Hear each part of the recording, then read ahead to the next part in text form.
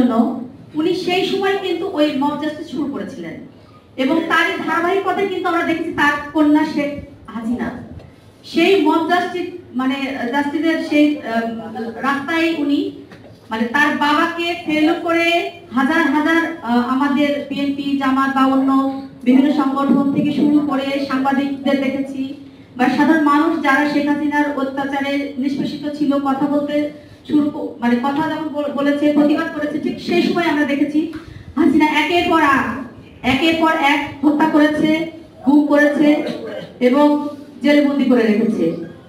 আজকে বিএনপি দেখেন প্রায় 1 লক্ষের উপরে মামলা এবং সেখানে প্রায় 1 কোটি আসামি সারা বাংলাদেশে। এই যে একটা দুর্বৃত্তের রাজনীতি আসলে মানে বর্তমানে এই যে 5ই আগস্টের পরে যে একটি গণ অভ্যুত্থান আসলে এই গণ অভ্যুত্থানের পরে আমরা এই যে 6টা মাস অতিবাহিত হচ্ছে এই অন্তর্বর্তীকালীন সরকারের কাছে আমাদের প্রত্যাশা ছিল এই ফ্যাসিস্ট হাসিনার বিচার করবেন এবং এই যে লক্ষ লক্ষ আমরা ভাইদেরকে হারিয়েছি এর একটি সুষ্ঠু সমাধান হবে এবং মব জাস্টিস আমরা যদি বলি এখনো কিন্তু বিদ্যমান, এখনো কি আমরা ভালো আছি?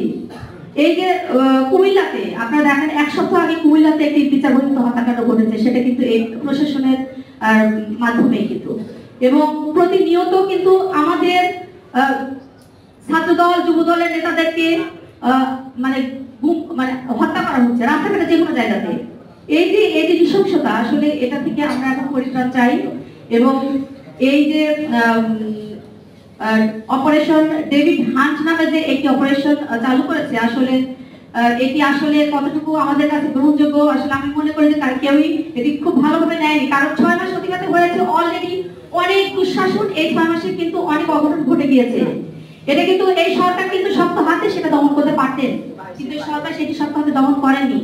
এখন একটি ওই যে মানে সবাইকে ওই যে স্বপ্নের মতো একটি দৃশ্য দেখাচ্ছে যে আমরা অপারেশন হাতে আছি কিন্তু আসলে কি তাই হচ্ছে না ঠিক মতো কোনো কিছুই, দেশ চলছে না।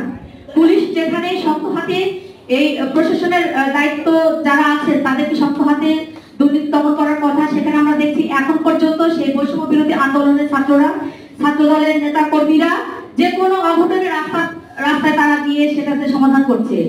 আজকে রাস্তাতে বের হলে দিনে দুপুরে ডাকাতি হচ্ছে, তো প্রশাসন তো ঢুকে পড়েছে, এইভাবে কোনো দেশ চলতে পারে না। আজকে তারা 6 মাসে একটা নির্বাচনের রোডম্যাপ তারা দিতে পারে নাই এবং এই নির্বাচন করবার জন্য যে একটি সুষ্ঠু পরিবেশ এখন কিন্তু আমরা সেটা দেখতে পাচ্ছি না।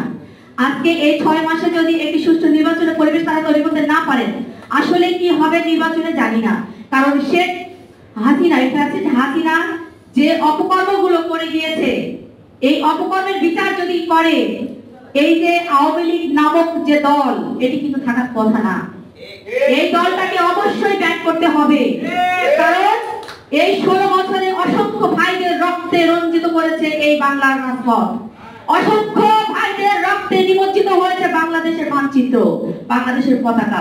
আমরা তো সহজে ছেড়ে দেব না, আমাদের একটি দাবি থাকবে নির্বাচনের আগে অবশ্যই এই আওয়ামী লীগ নামক ব্যানারটি অবশ্যই বাতিল করা হোক এবং তারা যেন কোনো মতেই যেন নির্বাচনে আসতে না পারে এবং নির্বাচনের আগে অবশ্যই আমরা এই সরকারের কাছে আমাদের দাবি একটাই থাকবে, যতগুলো গুম খুন নির্যাতন করা হয়েছে আপনারা দেখেন এই যে পিলখানার যে হত্যাকাণ্ড এই যে এখন যে মাত্র লাইভে দেখছি বিডিআর সেনারা এখন পর্যন্ত রাস্তায় প্রোগ্রাম করছে এবং তারা সচিবালয় ঘেরাও করতে গিয়েছে। কোথায়? আমরা তো এখন পর্যন্ত সেই মব জাস্টিস থেকে বের হতে পারি নাই। কেন তারা আজকে আন্দোলন করছে? তাদেরকে বিনা বিচারে এই যে বিচারের নামে তাদের লাইফ থেকে 16 বছর 15 বছর কেড়ে নেওয়া হয়েছে, এগুলো সুষ্ঠু সমাধান দরকার, কারণ বাংলাদেশের মানুষ সবাই জানে এই বিডিআর বিদ্রোহটা শেখ হাসিনার পরিকল্পিত একটি হত্যাকাণ্ড ছিল। তার বিচার যদি করে কোনো মতেই এই আওয়ামী লীগ নামক দলটি থাকতে পারে না এবং এই যে সাম্রাজ্যের যে নৃশংস হত্যাকাণ্ড এইটা যদি বিচার করে কোনো মতেই এই আওয়ামী লীগ নামক এই দলের নিষিদ্ধ ঘোষণা করতেই হবে। তাই আগামীতে আমরা এমন একটি নির্বাচন সুষ্ঠু নির্বাচন চাই যে নির্বাচনে ওই কালো শেখ হাসিনার কালো থাবা থাকবে না। আমরা চাই যে এখনো যারা শেখ হাসিনার পেতার তারা ওই সচিবালয় মসনদে বসে এখনো দেশ চালাচ্ছে, এখনো প্রশাসনের 21শে জুলাই আগস্টের হত্যাকাণ্ডের যে পুলিশগুলা সরাসরি জড়িত ছিল তারা হুকুমের আসামি, তারা ডাইরেক্ট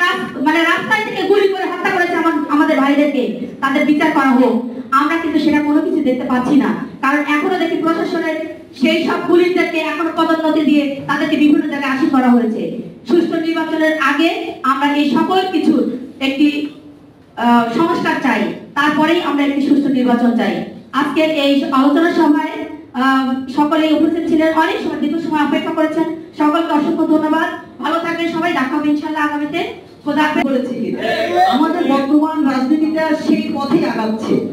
এটার জন্য আমাদেরকে আপনারা দেখেন, যারা আজকে দেশের হয়ে কথা বলছে, দেশের হয়ে সংগ্রাম করছে, আন্দোলন করে যাচ্ছে, রাজপথে এখনো আপনারা জানেন পার্বত্য চট্টগ্রাম নিয়ে যে ষড়যন্ত্র চলছে, বর্তমানে সবচেয়ে কারেন্ট যে সমস্যাটা আপনারা সবাই অনেক সাংবাদিক ভাইরা এটা অবজারভেশন করেছেন, আপনারা দেখেছেন পার্বত্য অঞ্চলে যেই সমস্যাগুলো নিয়ে যারা আজকে কথা বলছে তাদের বিরুদ্ধে বিভিন্নভাবে প্রোপাগান্ডা ছড়ানো হচ্ছে।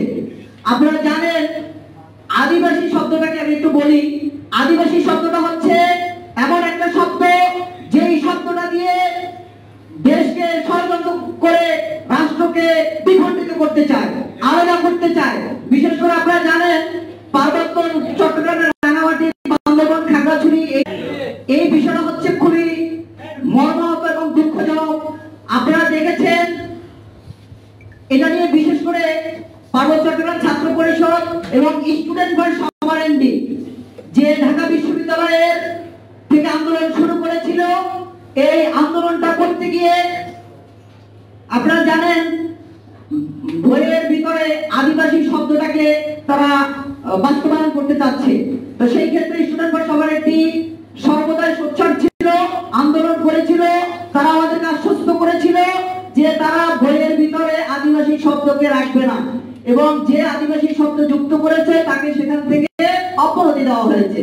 আমরা ভেবেছিলাম এটা ঠিক আছে, কিন্তু আমরা দেখছি এখন অনেক টিচাররা বিভিন্ন জায়গায় যারা পড়াচ্ছে ওনারা স্ট্যাটাস দিচ্ছে যে যেটা নিয়ে এত আন্দোলন হলো, যেটা নিয়ে এত কিছু হলো, তারপরে কেন এটা এখনো সম্পৃক্ত রয়েছে। এটা একটা বিষয়। আর একটা বিষয় আমি বলতে চাই, আপনারা জানেন স্টুডেন্ট ফর সমারেন্ডি যখন এনসিটি ভবনে আন্দোলনের ওখানে গিয়েছিল, আন্দোলনে গিয়েছিল, তখন তারা তাদের পূর্ব ঘোষিত 12 তারিখে ঢাকা বিশ্ববিদ্যালয়ে 12 তারিখে সেখানে তারা কর্মসূচি দিয়েছিল এনসিটি ভবন গ্রাউন্ডে, এবং তারা সেখানে অবস্থান করেছিল পূর্ব থেকে। আপনারা জানেন আদিবাসী একটা ভূমিফোট সংগঠন সেখানে গিয়ে আমাদের